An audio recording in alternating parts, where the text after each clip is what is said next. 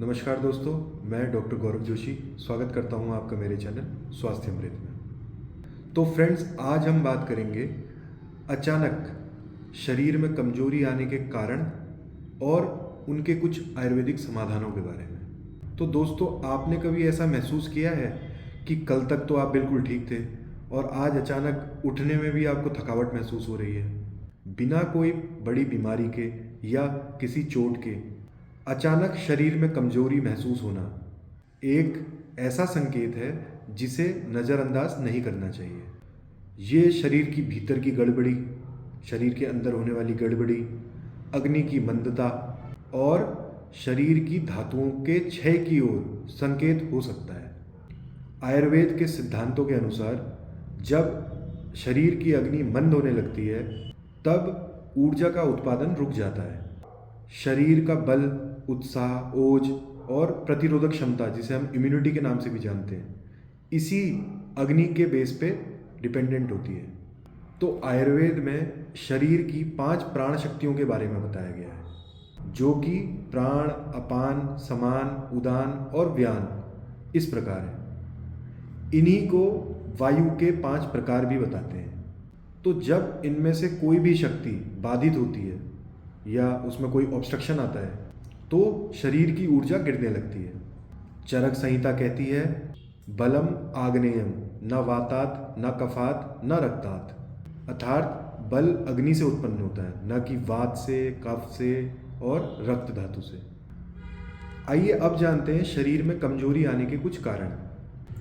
तो सबसे पहले अगर हम बात करें तो पाचन अग्नि की मंदता, यानी कि जो हमारी डाइजेस्टिव फायर है वो स्लो हो गई है, वीक हो गई है।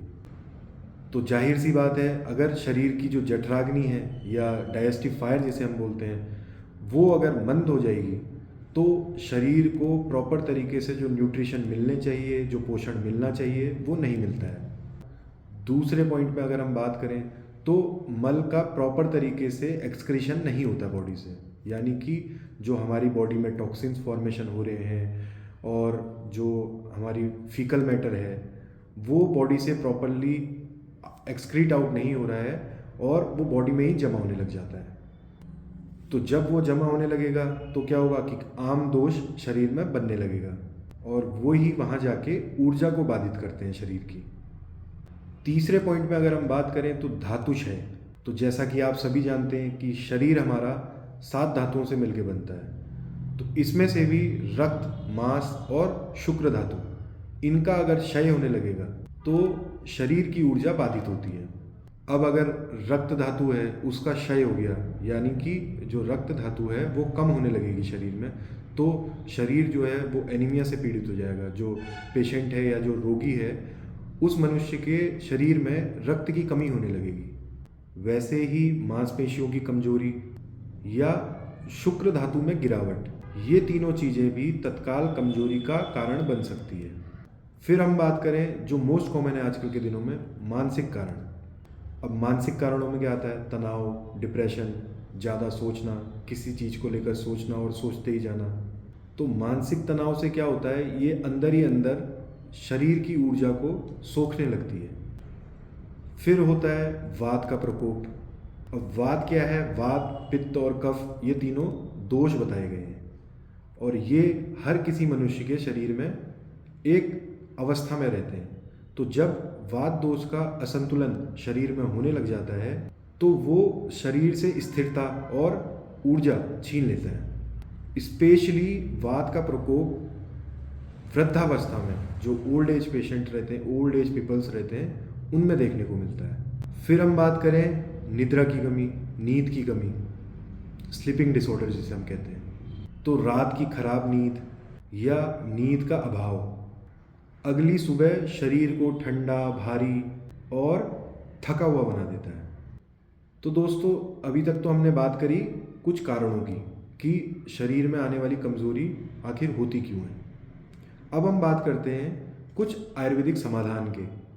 तो इसमें सबसे पहले आती है एक औषध, अश्वगंधा। इसके बारे में आप सभी लोग जानते भी होंगे, आपने सुना होगा कहीं ना कहीं इसके बारे में। तो इसको दोस्तों लेना कैसे है और ये काम कैसे करती है? तो अश्वगंधा एक बलवर्धक रसायन है, ये एक रसायन भी है और ये शरीर में बल बढ़ाने का काम भी करती है। इसको लेने की विधि के बारे में अगर मैं आपको बताऊं तो आप 1 चम्मच अश्वगंधा चूर्ण दूध के साथ सुबह शाम ले सकते हैं दोस्तों। ये हमारे बल, ओज, वीर्य और उत्साह को बढ़ाता है। सेकंड पॉइंट में अगर हम बात करें तो आती है बात च्यवनप्राश की। तो च्यवनप्राश दोस्तों पोषण का स्रोत और एक रोग प्रतिरोधक रसायन है। इसका सेवन मुझे लगता है मैक्सिमम लोग अपने घरों में करते होंगे, बट इसको लेने की सही विधि बहुत कम लोग जानते हैं दोस्तों, क्योंकि च्यवनप्राश एक रसायन है, तो रसायन को हमेशा खाली पेट लिया जाता है। तो इसका सेवन आप 1 चम्मच सुबह 1 चम्मच शाम, लेकिन खाली पेट कर सकते हैं दोस्तों। ये हमारे हृदय, फेफड़े, मांस धातु, शुक्र धातु को पोषण देता है। फिर हम बात करें शतावरी की, तो शतावरी काम करती है मानसिक व शारीरिक संतुलन में दोस्तों। स्पेशली ये लेडीज़ में बहुत ज़्यादा उपयोगी माना जाता है। इसका सेवन आप शतावरी कल के रूप में इसको दूध के साथ ले सकते हैं। फिर हम बात करें त्रिफला की, तो त्रिफला जैसा कि आप समझ सकते हैं, त्रिफला में 3 फल हैं। तो वो 3 फल कौन से हैं? हरित की, आम्ल की और विविध की। तो ये दोस्तों हमारी जो डाइजेस्टिफायर है, जो हमारी जठराग्नि है, उस पाचन शक्ति का सुधारक है। तो इसके सेवन करने की अगर मैं बात करूं तो इसको आप रात को 1 चम्मच खाना खाने के बाद गुनगुने पानी से ले सकते हैं। इससे आपका मल बॉडी से साफ होता है, आपके अंदर होने वाले आम का फॉर्मेशन जो है उसका नाश होता है, और इसका रोल त्वचा एवं आँखों के लिए भी बहुत लाभकारी है। फिर हम बात करें तो रात को गुनगुने दूध में आधा चम्मच हल्दी और 1 चम्मच घृत आप ले सकते हैं दोस्तों। ये आपकी बॉडी में होने वाले वात दोष का शमन भी करती है, आपकी नींद में भी सुधार करेगी, और आपकी जो मसल्स हैं, जो मांसपेशियां हैं, उनमें भी ताकत बढ़ाएगी। तो अभी तक तो हमने बात करी कुछ आयुर्वेदिक समाधानों की। अब हम बात करेंगे कि आपको क्या नहीं करना है। तो आपने फ्रेंड्स ठंडा पानी और बासी भोजन से परहेज करना है।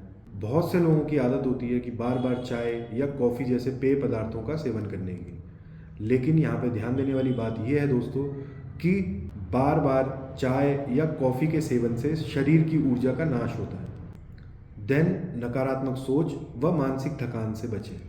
और एक महत्वपूर्ण बात दोस्तों, दिन में सोना या रात्रि जागरण, जिसे कहते हैं रात में देर तक जागना, ये चीज़ें आपको अवॉइड करनी चाहिए। अब जैसा कि मैं अपनी हर वीडियो में आपको बताता हूँ कि योग व प्राणायाम का हर बीमारी में, हर रोग में एक अहम रोल है। तो शारीरिक कमजोरी व मानसिक थकान के लिए भी प्राणायाम व योग बहुत उपयोगी है दोस्तों। योग न केवल शरीर को लचीला बनाता है, बल्कि आंतरिक प्राण शक्ति को भी पुनर्जीवित कर देता है।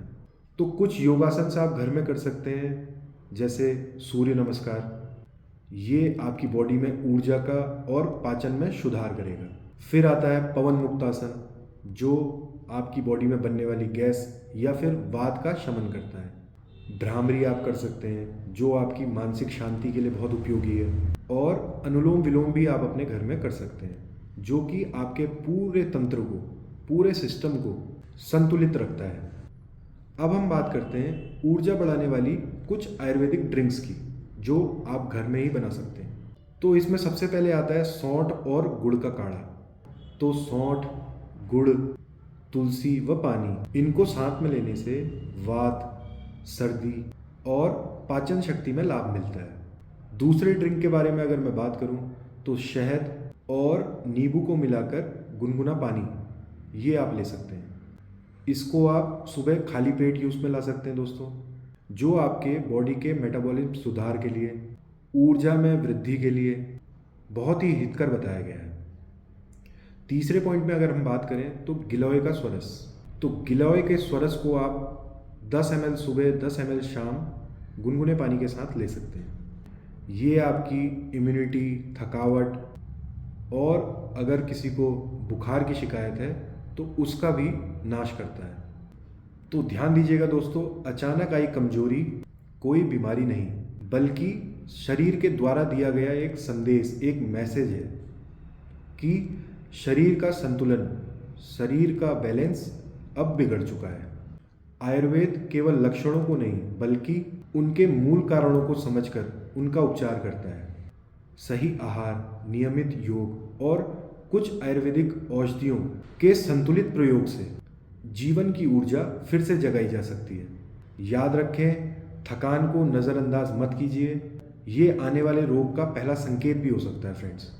तो फ्रेंड्स, अगर आज आपको कुछ नया सीखने को, नया जानने को मिला है तो हमारी इस वीडियो को लाइक कीजिए, हमारे चैनल को सब्सक्राइब कीजिए और ज़्यादा से ज़्यादा लोगों तक इस वीडियो को पहुंचाएं ताकि वो लोग भी अपने स्वास्थ्य के लिए वैसे ही जागरूक रहें जैसे कि आप हैं।